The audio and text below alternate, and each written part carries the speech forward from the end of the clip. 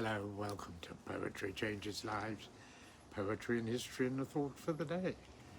Yes, as usual, in the garden that's been devastated by drought, but hopefully one day the rains will come, the monsoon will open the heavens, and I shall be sitting here with an umbrella. Who knows? It may be soon, it may not be. I've placed it all in the hands of my higher power. And poetrychangeslives.com is where I have placed my book on the website. And you can read all about this kind of thing, how poetry has so many different varieties. A really interesting poem today, by the way. And you can get the book there if you like. You can get it direct from Amazon, or just get it from a bookshop if you want. But it does make a nice companion, I think, as the days roll by and we wonder what on earth the world is coming to. But a bit of poetry can remind us, that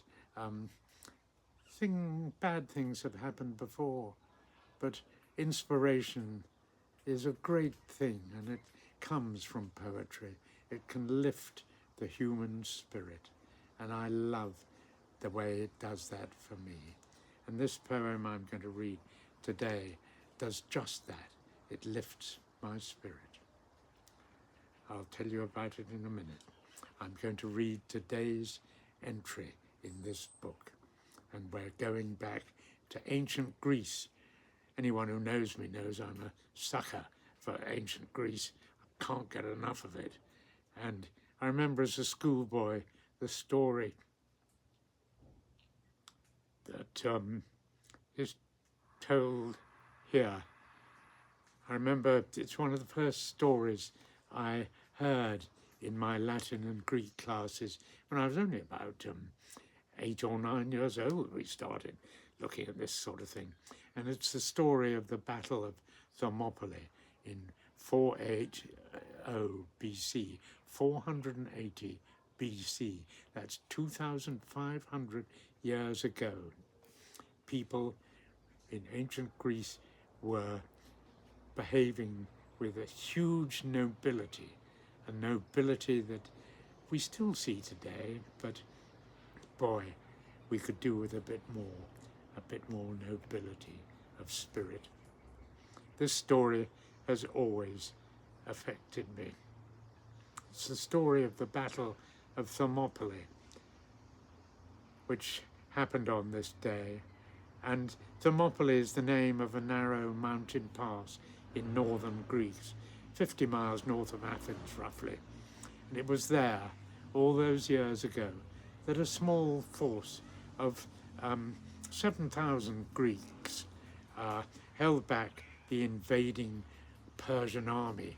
A huge army had arrived from Persia, which was a great empire in those days, and 150,000 roughly men, soldiers and followers on, arrived in northern Greece intent on conquest. Well, the Greeks were having none of that, and their relatively small force and the nature of the land and the terrain meant they could hold back all those 100,000 Persians, and they were doing really well until inevitably they were betrayed. The traitor, whose name was Ephialtes, showed the Persians a secret way around the mountain pass, and of course they took it. The Greeks, under the command of the Spartan King Leonidas, soon realized they'd been betrayed, and Leonidas very nobly sent his main force of Greek soldiers back to safety in the south of Greece, to below Athens.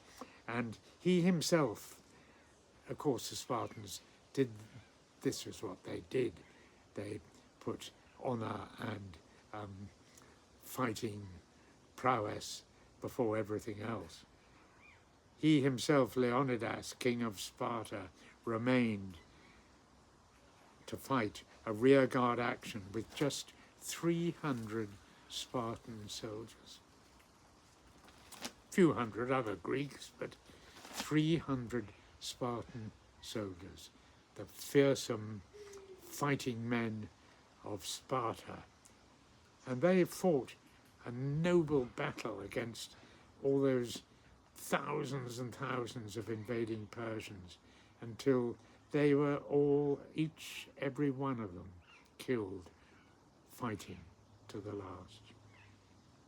The Spartans were all buried together at Thermopylae, the site of the battle. You can still see the place today, the tomb. And on that tomb, the poet, the great Greek poet Simonides, composed a famous epitaph, famous for its simplicity and its pathos and its nobility. In English translation, it goes like this: "O stranger, go tell the Spartans that here we lie, obedient to their commands." Such a fine, beautiful, noble few words. I remember as a schoolboy being so struck by that. It was the first bit of ancient Greek I learned, actually. I'm going to say it in the words of Simonides, the ancient Greek poet. Here is his words in the Greek language. Ogzain angailon, lakadai moniois hotitade, kaimitha, tois kainon, ramesi, pythomanoe. O stranger, go tell the Spartans, lakadai moniois, hotitade, that here, kaimitha, we lie, ramesi, pythomanoe, obedient to your commands. So moving. Today's poem is also very profound. It's by a Greek, C.P. Cavafy, who died in 1933. He was quite well known in his time in the early part of the 20th century, and rightly so in my view. He wrote many poems in Greek. He was born in Alexandria in Egypt, which is a very Greek city still today, though it's actually in the country of Egypt. And Cavafy knew his history and honoured his countrymen, both present and in the distant past.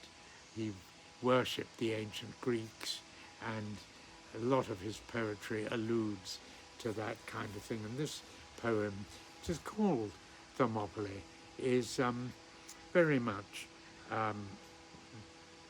about the story I've told you about the Battle of Thermopylae and the 300 Spartans fighting off the huge force of Persians until they were betrayed by Ephialtes, the traitor.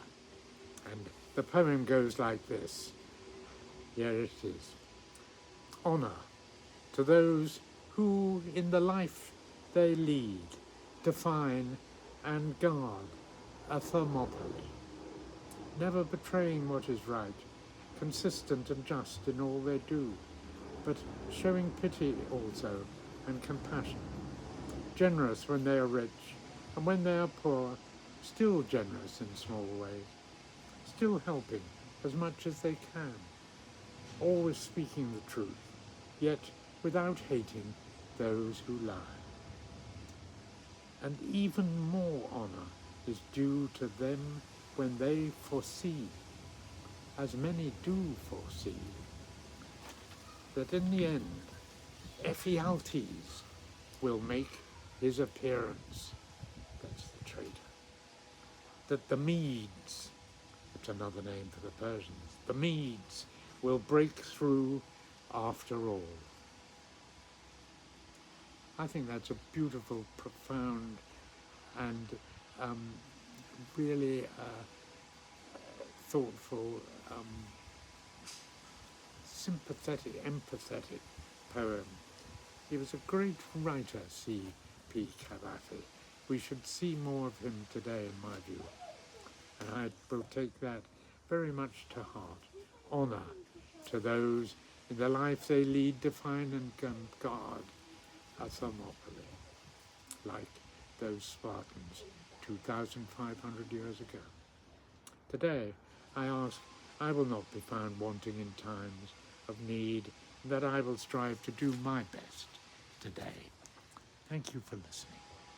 I wish you a good day.